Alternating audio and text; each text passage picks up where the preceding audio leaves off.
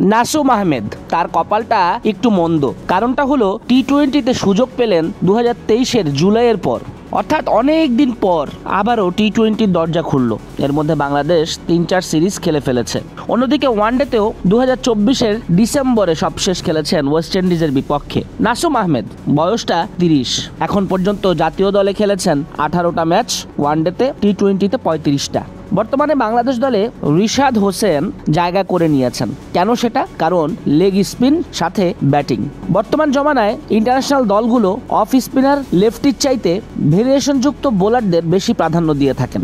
সেখানে এগিয়ে গেছেন রিশাদ, অটো চয়েস হয়ে গেছেন। যদি ফিট থাকেন রিশাদই খেলেন, যার কারণে নাসুমদের উপর চাপ বেড়েছে, প্রতিযোগিতা বেড়েছে। সেই সাথে টিম কম্বিনেশনের ব্যাপারটা তো আছেই, তাই পিছিয়ে গেছেন নাসুম আহমেদরা নির্বাচকদের চোখে। তবে টি-20তে আবারও ডাক পাওয়াটা নিঃসন্দেহে বড় ব্যাপার। ভালো করলে নাসুম আহমেদ ধারাবাহিকভাবে চান্স পাবেন একাদশে।